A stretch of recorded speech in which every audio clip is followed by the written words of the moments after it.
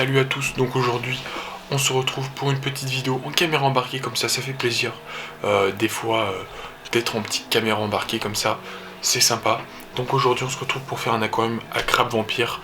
Donc pour ceux qui me suivent sur Insta, ils ont déjà vu de quel bac je parle. À peu près c'est une cuve de 30 litres de chez Dennerlé. Donc c'est une cuve qui est quand même assez connue avec des petits bords incurvés, donc c'est assez pas mal. Donc je vais faire un paludarium à crabe vampire avec pas mal de petites pouzzolanes, donc ça va être sympa, une petite cascade, ça va être franchement cool. Et en bas, peut-être qu'on se mettra des petits êtres vivants, donc je sais pas encore quel volume d'eau je vais y donner. Donc on verra après. En tout cas j'ai pris tout ce qu'il fallait en matériel. C'est parti, on va passer au niveau du matériel, donc je vais vous montrer tout ça. Donc en termes de matériel, on a du petit sol aquashrimp. C'est du sol technique. Alors on a des bouteilles parce qu'il faut que je fasse une petite cascade avec la pompe qui est là-bas. Donc on a pas mal de trucs. On a pas mal de trucs là. On a des petits pots comme ça.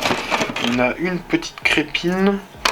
On a énormément de pouzzolanes. Donc voilà, des petits cailloux comme ça de pouzzolanes. On a des grosses pierres comme ça. On a une demi-noix de coco. Et voilà, je suis allé chercher tout à l'heure. Voilà le bac. J'ai la filtration du bac qui est derrière, je crois. Ouais, voilà, elle est là. Donc je sais pas si je la mettrai, je sais pas si j'aurai la place, donc je pense pas. Et comme éclairage, on aura cet éclairage là du coup. Mais je pense que je le changerai parce que c'est pas terrible. C'est franchement pas assez puissant. Donc voilà, la cuve est un peu rayée, il y a quelques traces de calcaire. Bon, ça y est, j'ai fini de coller tout ça avec de la bonne colle aquatique. J'ai collé tout ça, on peut voir les petits trucs blancs, mais j'essaierai d'y camoufler avec de la mousse. Tout ça, là je suis pas sur le pouvoir, mais j'y camouflerai comme je pourrais. Là bien sûr, eau osmosée, ça c'est de l'eau osmosée, donc voilà. Là je vais mettre le sol et après je mettrai le sol en haut. Donc voilà à quoi va ressembler le paludarium fini.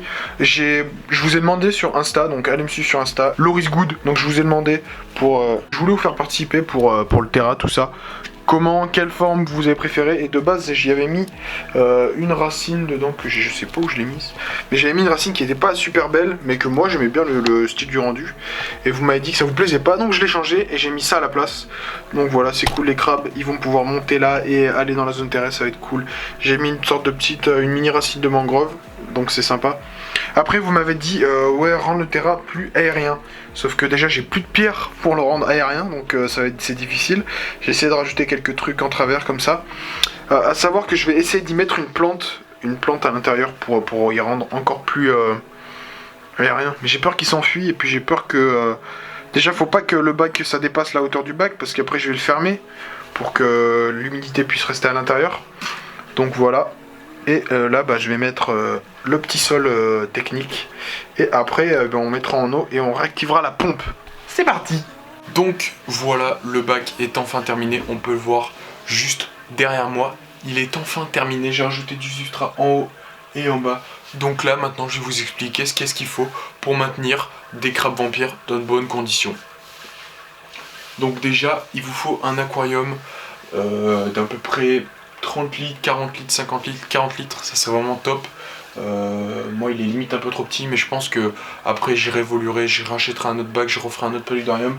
Mais pour l'instant c'est vraiment pour débuter, pour voir comment les crabes vampires se maintiennent et comment ça se déroule. Je me suis pas mal renseigné, donc je vais vous dire tout ce que j'ai pu apprendre.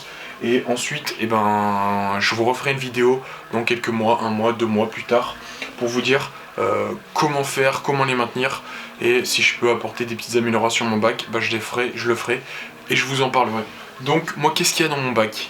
Dans mon bac il y a pas mal de décors. Vous pouvez voir un décor en pouzzolane. Donc la pouzzolane déjà c'est une pierre qui est très poreuse, donc ça va drainer toute l'eau qu'il va y avoir dans le bac, et c'est une pierre qui a un très bon support bactérien. Donc voilà, pour la prolifération des bactéries c'est parfait. Il y a pas mal de mousse parce que les crabes ils kiffent la mousse. Je vais même en rajouter beaucoup plus. Donc on peut voir de la mousse de Java. Là il y a de la flaming mousse, donc il va se développer comme ça. Les crabes ils kiffent la mousse parce que dans leur milieu naturel ils vivent dans des abords de rivières. Donc ils vivent dans des tapis de mousse, dans des plantes qui sortent parfois de la rivière. Donc voilà, il leur faut pas mal de petites de petites mousses et de plantes aquatiques et terrestres. Donc voilà, moi pour l'instant j'ai pas de plantes terrestres, mais je compte en rajouter. Donc je sais pas pour l'instant ce que je vais mettre, mais voilà. C'est des crabes qui sont beaucoup plus terrestres qu'aquatiques, donc même si là j'ai fait une bonne partie aquatique, il leur faut quand même une bonne partie terrestre aussi. Donc là je leur ai fait un mix de terreau normal avec du sable, parce qu'ils vivent dans des bords de rivière, donc c'est une terre qui est un peu sableux terreux, un peu bizarre, mais vous pouvez leur faire un mix de coco par exemple, avec un peu de sable, tout ça, des feuilles mortes, donc voilà, parce que j'ai lu sur plein de sites qu'ils kiffaient avoir des petites plantes mortes, des petites feuilles mortes un peu par-ci par-là. Déjà ça leur fera des cachettes, vous pouvez voir qu'il y a des cachettes par-ci par-là. Donc c'est des crabes qui vont creuser aussi pour se faire des petits terriers, donc il leur faut une couche de sable qui soit quand même considérable. Donc là il y a à peu près 2 cm de terreau, donc franchement je pense qu'ils vont kiffer. Pas mal de petits endroits pour qu'ils puissent grimper, pour qu'ils puissent poser tout ça. Il leur faut quand même un terrain qui soit assez grand pour qu'ils puissent se développer, parce que c'est des crabes qui font quand même 2 à 3 cm à l'âge adulte.